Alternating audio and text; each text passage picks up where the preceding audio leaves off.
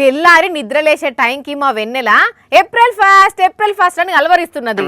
మరి ఎవరినన్నా April full చేద్దామనా లేకపోతే ఏదో చేయబోయి ఆమెనే ఏప్రిల్ ఫుల్ అయిదామనా? ఇంతకు ఈమె ఏడున్నది?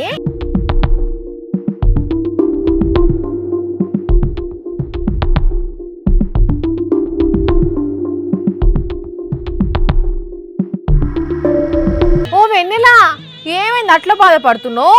కొంపదీసి నన్ను ఏప్రిల్ ఫుల్ చేద్దామనా ఏంది? జడలో పూలు పెట్టుకునుడే సరిగ్గా రాదు వాణి నాకు. ఇంకా ఏప్రిల్ ఫుల్ ఏం చేస్తావా అని? ఏప్రిల్ ఫుల్ ఏం చేస్తా?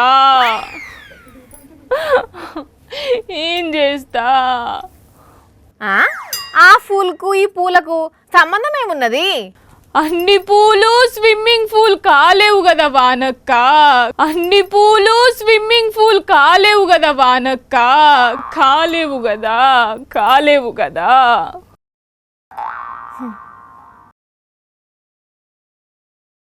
అరే ఏమైంది వెన్నెల?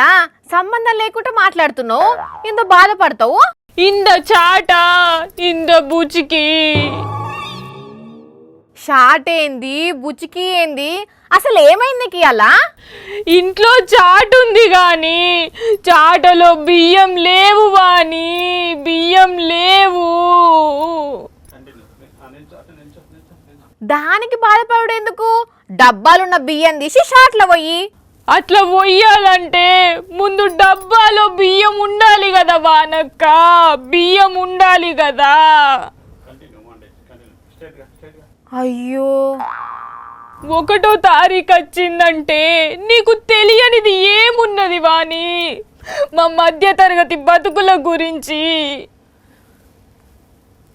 అమ్మో 1వ తారీఖు కదా? వచ్చే జీతాలేమో సరిపోవడం లేదు, ఖర్చులేమో తడిసి మోపడైతున్నాయి.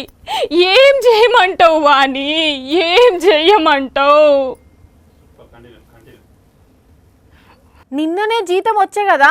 జీతం నిన్ననే వచ్చింది, కనీసం కళ్ళ నిండా చూసుకుందామన్నా కొద్దిసేపు కూడా లేవు. కరెంటు బిల్లు, డిష్ బిల్లు, పాల బిల్లు, ఇంటి అద్దె, మెడికల్ షాప్ బిల్లు ఇవన్నీ కట్టకపోగా ఇంకా మీదికేంచి అప్పు చేయాల్సి వస్తున్నది వాణి, అప్పు చేయాల్సి వస్తున్నది. అయ్యో, ఎట్లా మరి? ఏం చెయ్యమంటావు వాణి? ఎన్ని రోజులైనా మా మా మధ్య తరగతి బతుకులు మారతలేవాయే. 1వ తారీఖు వచ్చిందంటే చాలు మా కళ్ళల నుంచి కన్నీటి చుక్కలు రాలడం కామన్ అవుతుంది. సారీ వెన్నెల, వచ్చే నెల నుంచి నా జీతంలో ఒక 10% నీకు ఇస్తా, ఓకేనా? అయ్యో పర్లేదు వాణి, మాకిది అలవాటైపోయిందిలే. అయినా నువ్వు నా ఒక్కదానికి సాయం చేస్తావేమో కానీ నా లెక్కనే బాధపడుతున్నా మిగతా వాళ్ళందరికీ కూడా నువ్వు సాయం చేయలేవు కదా వాణి. మరి ఏం చేసుడు? నువ్వు అట్లా బాధపడుతుంటే చూడలేకపోతున్నా. మా బతుకులు మారే రోజు ఒకటి రావాలి వాణి, అప్పుడే 1వ తారీఖు వస్తుందన్న భయం పోతుంది మాకు. అప్పటి వరకు ఈ 1వ తారీఖు వచ్చిందంటే ఇట్లా బాధపడడం తప్పదు మాకు. అబ్బా, ఎప్పుడు సంతోషంతో నవ్వుతుండే మా వెన్నెల ఇలా గింతగానం బాధపడుతుంటే మస్తు బాధ అనిపిస్తుంది నాకు. అరే కిట్టు, వచ్చే నెల మనకు జీతం ఎక్కువ వస్తుందిరా. ఇగో మంచి ట్రిప్ ప్లాన్ చేయరా, పోదాం. అన్నట్టు షాపింగ్ కూడా చేయాలి. అమ్మ వెన్నెల, 1వ తారీఖు సాగు చెప్పి నా దగ్గర డబ్బులు దొబ్బుదామని చూసినావా? అబ్బా దొరికిపోయినా. అయినా కరెక్టే కదా వాణి, 1వ తారీఖు కష్టాలు ఎట్లుంటాయో నీకు తెలియదా? అది నీకు కాదు, నిజమైన మధ్య తరగతులకు. అయినా నువ్వు గంత బాధపడ్డట్టు యాక్టింగ్ చేస్తుంటే నిజమే అనుకొని నేను నమ్మిన తెలుసా? అయితే ఏప్రిల్ ఫూల్, అయితే ఏప్రిల్ ఫూల్. హైదరాబాద్ను ప్రపంచ పటంలో పెట్టి హైటెక్ సిటీ కట్టిందెవరు? చంద్రబాబు. సత్యనాదెల్ల మైక్రోసాఫ్ట్లో అడుగుపెట్టిందంటే కారణం ఎవరు? చంద్రబాబు. కరోనాకు మందు కనిపెట్టింది ఎవరు? చంద్రబాబు. సెల్ ఫోన్ కనిపెట్టింది ఎవరు? చంద్రబాబు. ఆఖరికి మనం వాడుతున్న ఫోన్పే, గూగుల్ పేని తీసుకొచ్చింది ఎవరు? చంద్రబాబు అని ఆయనకాయనే గ్యాస్ కొట్టుకుంటాడు కదా. అయితే ఇలా గ్యాస్ సరిపోదన్నట్టు ఇంకో కొత్త గ్యాస్ కొట్టిండుల్లా. గ్యాస్ సిలిండర్ తో వంట చేయొచ్చని చేసింది నేనే చేశాను కంబైన్డ్ ఆంధ్రప్రదేశ్ లో. ఇంకా నయం సారు, మన దేశంలోకి గ్యాస్ రావడానికి కారణం నేనే. గ్యాస్ సిలిండర్ తయారు చేసినాక ఆ స్టవ్ అనేది ఒకటి ఉండాలని చెప్పింది కూడా నేనే. అట్లనే ఆ స్టవ్ వెలగాలంటే దానికి లైటర్ కావాలని ఆలోచన చేసింది కూడా నేనే. ఆ స్టవ్ కున్న కటకను అటు దింపితే మంట ఎక్కువైతుంది, ఇటు దింపితే తక్కువైతుంది మంట అని చెప్పింది కూడా నేనే. మొత్తానికి దీన్నంతా దునియాకు పరిచయం చేసింది నేనే అని చెప్పలేదు. సంతోషం. గ్యాస్ సిలిండర్ తో వంట చేయొచ్చని చేసింది నేనే చేశాను కంబైన్డ్ ఆంధ్రప్రదేశ్ లో. గమ్మత ముచ్చట ఏందయ్యానంటే మన దేశంలో 1950-60 కాలం నుంచే గ్యాస్ వాడకం షురువైంది. అట్లయిన 5-10 ఏళ్లనే అన్ని నగరాలు పట్టణాలకు ఇంకా చిన్న చిన్న మండలాలకు గ్రామాలకు గ్యాస్ బుడ్లు ఏరినాయి. కాకపోతే చంద్రబాబు సారేమో అఖండ ఆంధ్రప్రదేశ్లో నేనే గ్యాస్ బుడ్డి వెలిగించిన అన్నట్టు చెప్పుకొస్తున్నాడు. మరి జనాలకు తెలియదు అనుకుంటున్నాడో నేను చెప్పిందే కరెక్టే అనుకుంటున్నాడో గానీ 1950-60 నడుమ దేశంలోకి వచ్చిన గ్యాస్ను 1950లో పుట్టిన చంద్రబాబు పరిచయం చేసినట్టు దాని మీద వండు ఆయనే నేర్పినట్టు మాట్లాడటమే భలే ఉన్నది పోయింది అని అంటున్నారు బాబు గారి మాటలు విన్న జనాలు.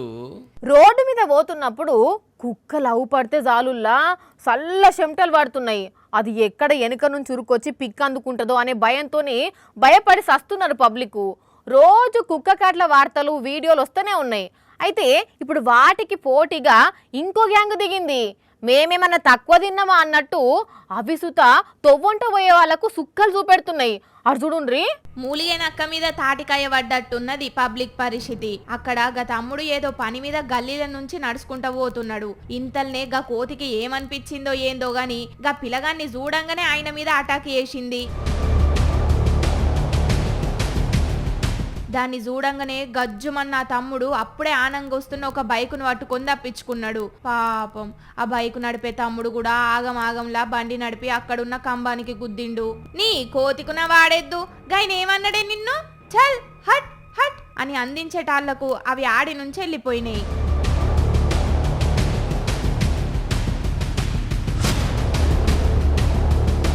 ఇగో ఇక్కడ కూడా అదే లొల్లి.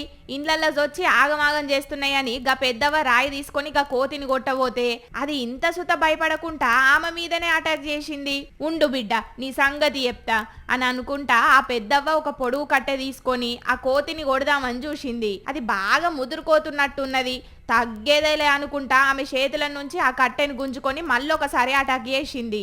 వామ్మో దీంతో పెట్టుకుంటే ఇల్లు వీకి పందిరేసేటట్టే ఉన్నది కదా అనుకుంటా ఆ పెద్దవ్వ వెనుకకు మరి పోతుంటే వెనుక నుంచి ఉరికొచ్చి మూడోసారి దాడి చేసింది. లాస్ట్కు ఇక ఆ వాడకట్టోళ్ళందరు కలిసి ఆ కోతులను ఆడి నుంచి వెళ్ళగొట్టిండ్లు. ఒక దిక్కేమో కుక్క కాట్లు, ఇంకో దిక్కు కోతుల బాధ. ఏంది పరేషాను మాకు అని మొత్తుకోవట్టిండ్లు వాటి బాధితులు. రావాలే బాబు రావాలే, రావాలక్క రావాలే, రావాలే తమ్మి రావాలే, రావాలే చెల్లె రావాలే. హోటల్లో ఫ్రీగా టిఫిన్ చేసిపోవాలి. ఏదో 2 పూరీలు 2 ఇడ్లీలు కాదు, 2 బోండాలు కూడా కాదు, తిన్నంత టిఫిన్ కమ్మటి చట్నీ రావాలి. అగో ఇదేంది, ఒక దిక్కు గ్యాస్ బుడ్లు లేక హోటల్లో బంద్ పెడుతుంటే ఈ కాలంలో గీసోంటి ఆఫర్ పెట్టింది ఏ హోటలు అంటారా? గ్యాస్ బోండం ఇవ్వండి ఫ్రీగా టిఫిన్ తినండి అని ఆఫర్ పెట్టి తెలివిగా వ్యాపారం చేస్తున్నారు ఇగో ఈ హోటల్ వాళ్ళు. అగో అదేంది, ఈ కష్టకాలంలో ఇంట్లకే గ్యాస్ బుడ్డి లేక తిప్పలైతుంటే గ్యాస్ ఈలకిచ్చుడేంది, మీదికెళ్ళి వీళ్ళు టిఫిన్ పెట్టుడేంది? అసలు ఈ ఆఫర్ల మతలబ్ ఏందనంటే ఇగో ఈ హోటల్ అన్న చెప్తాడు ఈనుండ్రి. గ్యాస్ ఉన్న సిలిండర్ తీసుకొచ్చి ఆ గ్యాస్ మాకు ఇస్తే మేము ఒక ఎంటీ సిలిండర్ మీకు ఇచ్చేస్తాం, దాని డబ్బులు కూడా ఇచ్చేస్తాం. మరియు దానికి బహుమతిగా మేము ఒక 4 రోజుల పాటు ఒక వ్యక్తికి ఉదయం పూట కానీ మరియు లేదా సాయంత్రం పూట కానీ ఉచితంగా 4 రోజుల పాటు టిఫిన్ ఫ్రీగా ఇస్తామని. అదన్నట్టు ముచ్చట సమజైందా అనుల్లా? మీ దగ్గరున్న సిలిండర్ తెచ్చిస్తే డబ్బులతో పాటు ఖాళీ సిలిండర్ కూడా ఇచ్చి నెలంతా ఒక పూట టిఫిన్ పెడతారట. చాలా హోటళ్లు గ్యాస్ లేక మూసి ఉంటున్నాయి. కొందరు హోటల్లో భోజనం చేయలేక తిప్పలు పడుతున్నారు. మీదికెళ్ళి వీళ్ళ హోటల్లో పని చేసేటోళ్ళకు కూడా పని దొరికినట్టు అవుతుందని ఉపాయం చేసిర్రట. కానీ భలేగున్నదిలే ఐడియా. కొందరు చికెన్ షాప్ వాళ్ళు అప్పుడప్పుడు 5 రూపాయల నోట్ ఇస్తే కిలో చికెన్ ఇస్తామని ఆఫర్ పెట్టినట్టు వీళ్ళేమో ఇట్లా చేసిర్రు అన్నట్టు. చాలా మంది గ్యాస్ బోండాలు ఇచ్చిపోయినరు, ఫ్రీగా టిఫిన్లు తినడం చాలు చేసిర్రట. గాని ఉపాయం ఉన్నోళ్ళు ఉపాసం ఉండాలన్నట్టు ఉపాయం ఉన్న ఈ హోటల్ వాళ్ళు గిరాకీ అయ్యేందుకు ఈక మధ్య చేసిర్రు అన్నట్టు హోటల్ ఎక్కడనో చెప్పలేదు కదూ, భద్రాద్రి కొత్తగూడెం జిల్లా అశ్వరావుపేటలా. కానీ కొందరికి భలే ఐడియాలు వస్తాయిలే. బండి నడిపేటోళ్ళ దగ్గర లైసెన్స్ లేకున్నా, ఆర్సీ లేకున్నా, ఇన్సూరెన్స్ కాయిదాలు లేకున్నా పోలీసులను చూస్తే మస్తు భయపడతారు. అబ్బా పోలీసులు ఎట్లా తప్పించాలి, ఏ సందులోకెళ్ళి బయట పడాలి అని ఆలోచన చేసి గల్లీలన్నీ జల్లెడబడతారు. ఆఖరికి సీదా మళ్ళా పోలీసుల దగ్గరికే పోయి పట్టుబడతారు కదా. అయితే ఇప్పుడు ముచ్చటేందనంటే, మా ఊర్లకు వచ్చేటోళ్ళు బరాబర్గా హెల్మెట్ పెట్టుకోవాలి, ఊర్లకెళ్ళి బయటకు పోయేటోళ్ళు కూడా హెల్మెట్ పెట్టుకునే రావాలి. ఒక్క మాటలో చెప్పాలంటే మా ఊర్లో అడుగు పెట్టాలంటే హెల్మెట్ ఉంటేనే బండిని అనుమతిస్తాం, లేకుంటే వెనకకు మలుపుతామని సూటిగా సుత్తి లేకుండా ఫ్లెక్సీ రాసి పెట్టిర్రు మైబాద్ జిల్లా వెంకటాపురం ఊర్లా. చూడండి, ఊర్లకు వచ్చేటోళ్ళు పోయేటోళ్ళు ఎంత రామసక్కదనంగా హెల్మెట్ పెట్టుకొని పోతున్నారు వస్తున్నారు. చెప్పవే అన్నా, మీకు ఎవరన్నా చెప్పిండ్రా? మీరే ఈ ఫ్లెక్సీ కట్టిండ్రే. బైక్ యాక్సిడెంట్లు ఎక్కువ జరుగుతూ ఉన్నాయి, పిల్లలు కూడా బైక్ నడుపుతా ఉన్నారు. కాబట్టి రోడ్ల పైన అందరికీ ప్రాణహాని జరగకుండా హెల్మెట్ ధరించుకొని సేఫ్ గా ఉండాలని ఆ ఉద్దేశం కొరకు. అచ్చా, మంచి పని చేసిర్రే అన్నలు. చాలా మంది హెల్మెట్ పెట్టుకోకుండా డ్రైవింగ్ చేస్తుంటే ప్రమాదాలు అవుతున్నాయట. ఇక ఇప్పటి వరకు అయినా ప్రమాదాలు చాలు, ఇక ఇప్పటి సందైనా జాగ్రత్తగా ఉందామని ఈ పని చేసిర్రట. మరి ఎంతమంది పాటిస్తారో, ఎన్ని రోజులు ఈ ఫ్లెక్సీ ఉంచుతారో తెలియదు గాని ఓ వెంకటాపురం అన్నలు అంత మంచిగానే ఉన్నది గాని జర మీ ఊరుకు రోడ్డు కూడా వేయించుకోనరే, మొత్తం కంకరేదేలు ఉన్నది. ఎట్లా పోతున్నారో ఎట్లా వస్తున్నారో ఆ బాధలు మీకే తెలుస్తాయి గాని జర మీ ఎమ్మెల్యే సాబ్కు మీ బాధలు చెప్పి రోడ్డుకు ఇబ్బందులు లేకుండా చూసుకోండి, సరేనా? ఏమంటున్నావు? కానీ రోడ్డు మీద మామూలుగా కంకరదేలలేదు పోన్రి. 20 లక్షల ఉద్యోగాల 5 ఏళ్లలో ఇచ్చే బాధ్యత తెలుగుదేశం పార్టీది. చంద్రబాబే కాదు, లోకేష్ కూడా ఇదే మాట చెప్పిండు కదా ఓట్లకు ముందు. 20 లక్షల ఉద్యోగాలు ఇచ్చే బాధ్యత మేము తీసుకుంటున్నాము. ఇక అటు పెద్ద బాబు ఇటు చిన్న బాబు ఇద్దరు బాబులు అన్నాక ఇక మా పిల్లలకు జాబులే జాబులు అని సంబుర వాడుకుంటా ఓట్లేసిండ్రాయే. అయితే ఇప్పుడు ఈ అక్క చూడండి, వాళ్ళ కొడుకు కోసం చంద్రబాబును కొలువు అడిగితే బాబు ఏం జాబ్ ఇచ్చిండో. సార్ మా అబ్బాయికి డిగ్రీ ఉంది సార్, జాబ్ లేదు, ఖాళీ కూర్చోన్నారు సార్. వీళ్ళకి ఒక ఆటో ఇప్పించండి. ఏంటి బాబన్నా? వీళ్ళకి ఒక ఆటో ఇప్పించండి.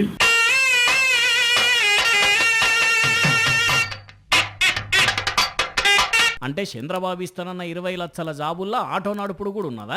లేకుంటే 20 లక్షల కొలువులు ఇస్తానన్న మాటను మరిచిపోయి ఎట్లా నేను గెలిస్తేని ఇప్పుడు పబ్లిక్తో నాకేం పని అని అనుకున్నాడో తెలియదు కానీ డిగ్రీ అయిపోయింది సారు, నా కొడుకు కొలువు కావాలి అని అడిగితే ఆటో కొనియండి అని చెప్తున్నాడు ఈజనరీ చంద్రబాబు.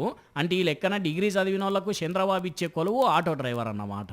అన్నట్టు పబ్లిక్ చంద్రబాబు అంటే ఐటీ అంటారు, విజనరీ అంటారు కదా, మరి డిగ్రీ చదువుకున్న ఆయనకి ఏదన్నా మంచి కొలువు పెట్టియొచ్చు కదా, ఆటో కొనియమని చెప్పుడేంది అని మమ్మల్ని అయితే అడగకండి, సరేనా? అట్లనే ఆ ఆటో కొనుక్కున్న ఫ్రీ బస్సు చేయబట్టి పాపం ఆటో డ్రైవర్ అన్నకు గిరాకీ కాకపోతే ఎట్లా బతుకుతాడు అని కూడా అడగకండి, సరేనా? ఇగో గిట్లున్నదులా బాబు జాబు కథ. పిల్లి గుడ్డిదైతే ఎలుక ఎదురుంగొచ్చి బ్రేక్ డాన్స్ చేసిందట. ఇప్పుడు ఆంధ్రప్రదేశ్లో పరిస్థితి గట్లనే ఉన్నదుల్లా.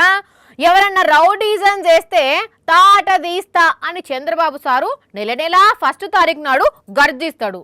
గూండాల కాళ్ళు కీళ్ళు ఇరగొడతా, అరచేతుల రేఖలు లేకుండా చేస్తా అని పవన్ కళ్యాణ్ సారు సినిమా డైలాగులు చెప్తాడు. ఇంకో దిక్కు రౌడీలు ఆడిందాట పాడింది పాట అన్నట్టున్నది సిచ్యువేషన్. అది చూడండి ఒకసారి. చూస్తున్నారా అనుల్లా ఆ రౌడీ గాని బలుపు ఏ లెవెల్ ఉన్నదో. తొవ్వగొంట పోయే ఆర్టీసీ బస్సును ఆపి డ్రైవర్ కు ధమ్కి ఇస్తున్నాడు. ఎవర్రా మమ్ములాపేది అని అనుకుంటా వచ్చిపోయేటోళ్లను బూతులు తిడుతున్నాడు.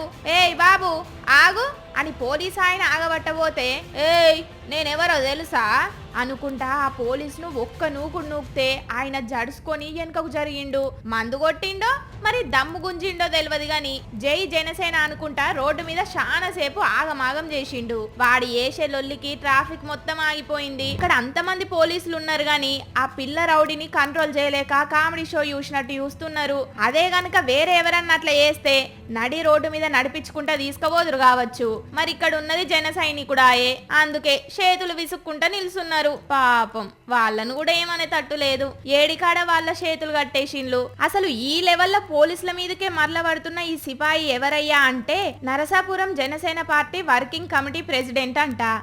పొద్దున్నే మందేసి రోడ్డెక్కిండు. మరి రౌడీలందరినీ తరిమేస్తా అన్న పెద్ద మనిషి ఏమాయే, కాళ్ళు కీళ్ళు ఇరగొట్టి కింద ఊసబెడతా అన్న మొనగాడు ఎటువాయే అని అడుగుతున్నారు కూటమికి ఓట్లేసి గెలిపించిన ఓటర్లు. మీకు అందరికీ బ్యాంక్ అంటే ఏందో తెలుసు కదా. అందులో అకౌంట్ ఓపెన్ చేసి పైసలు దాచుకోవచ్చు, తీసుకోవచ్చు, అవసరాలకి లోన్లు కూడా ఇస్తారు. అసొంటి బ్యాంకును బార్ అండ్ రెస్టారెంట్ లెక్క మారిస్తే ఎట్లుంటుందిలా? అదేం ఐడియా. బ్యాంకుకు బార్ అండ్ రెస్టారెంట్కు ఆయంత తేడా లేదా అని అంటారా? అయితే అక్కడ ఒక ఆడ బ్యాంకులో పనిచేసే కొందరు స్టాఫ్ ఏం చేసిలో ఎరికేనా? బ్యాంక్ అండ్ రెస్టారెంట్ తెలిసి కూర్చున్నారు. అదేందో చూద్దాం పాండ్రి. ఇగో ఇదే ఆ బ్యాంక్ అండ్ రెస్టారెంట్. వాళ్ళందరూ ఆ బ్యాంకు స్టాఫ్ అన్నట్టు. పగటిలి కస్టమర్లకు సర్వీస్ చేసి చేసి అలసిపోయి రాత్రిపూట రిలాక్స్ అయ్యేతందుకు బ్యాంకును బార్ అండ్ రెస్టారెంట్ గా మార్చేసి చైర్మన్ ఛాంబర్లనే దుకాణం ఓపెన్ చేసి కూర్చున్నారు. యాదాద్రి జిల్లాలున్న మోత్కూరు PACS బ్యాంకు లావుపడ్డ సీన్ ఇది. మందు బాటిళ్లు, జంబో గిలాసులు, వాటర్ బాటిళ్లు, సోడా సీసాలు రెడీగా పెట్టుకున్నారు. మందులను నంచుకునేందుకు మిర్చి బజ్జీలు కూడా తెచ్చుకున్నారు. అయితే బ్యాంకులనే బార్ ఓపెన్ చేసిండ్లనే సంగతి బయటకు లీక్ అయ్యేటాళ్లకు తేలుగుట్టిన దొంగల లెక్క సైలెంట్ అయిపోయిండ్లు. ఏంది సారు, అర్ధరాత్రి బ్యాంకులో ఏం చేస్తున్నారు? ఆ మందు సీసాలేంది అని అడిగితే కిక్కురుమనుకుంటా దిక్కులు చూడబట్టిండ్లు. అయితే వీళ్ళు కొంతమంది ఏజెంట్లతోని కుమ్మక్కయి లంచాలు తీసుకొని వాళ్ళు చెప్పినోళ్లకు లోన్లు శాంక్షన్ చేస్తున్నారని ఆ బ్యాంకు కస్టమర్లు అనుకుంటున్నారు. మరి ఇంట్లో ఎంత నిజం ఉన్నదో ఏందో పై ఆఫీసర్లు తేల్చాలే. అయినా మందు తాగాలనిపిస్తే బయట ఏదన్నా బార్ అండ్ రెస్టారెంట్ పోయి తాగాలే గాని బ్యాంకులనే బార్ అండ్ రెస్టారెంట్ గా మార్చుడు ఏం పద్ధతి అని అంటున్నారు ఈ వీడియో చూసినోళ్ళు. బండైనా, కార్ అయినా, ఆటో అయినా, బస్ అయినా, ఆఖరికి స్కూల్ బస్ అయినా నిమ్మలంగా అంటే నిమ్మలంగా నడపాలి, పైలంగా ప్రయాణం చేయాలి. ఎవ్వరికి ఇబ్బంది రానియొద్దు, మనం ఇబ్బందులో పడద్దు కదా. అయితే ఈడ మాత్రం ఒక ఈ స్కూల్ బస్సు చూడుండ్రి ఎంత రువ్వడిగా పోయిందో. అరే రే రే రే నీ ఆగన్సల్లాగుండా ఏం తోలుడు, ఎక్కడ తోలుడు? ఓ డ్రైవర్ సాబు జర చిన్నగా నడుపు కొడుకా. చూసిన రానుల్లా బస్సు డ్రైవర్ రువ్వడి జర్రంత సేపట్లనే ఎట్లా దంచుకపోయిండో. మరి అది నేషనల్ హైవే అనుకున్నాడో లేకుంటే డబుల్ రోడ్ అనుకున్నాడో తెలియదు కానీ ఇండ్ల నడుము ఉండే చిన్న గల్లీలా రప్పున దంచకపోతే బస్సులున్న చిన్న పిల్లలు భయపడి కేకలు పెట్టిండ్రు. పూణేలోనూ ఒక స్కూల్ బస్సు పనితనం ఇది. సీసీ కెమెరాలో వీడియో రికార్డ్ అయితే చూసి షాక్ అయిన అమ్మ నాయనలు స్కూల్కి పోయి గట్టిగా అరుచుకున్నారట. కానీ వామ్మో భలే తీస్మార్కాను పోండ్రి బస్సు డ్రైవరు. ఇక ఈ ముచ్చటి ఇటు ఉంచితే ఉత్తరాఖండ్లో చూడండి ట్రాక్టర్ డ్రైవర్ కథ ఎట్లున్నదో.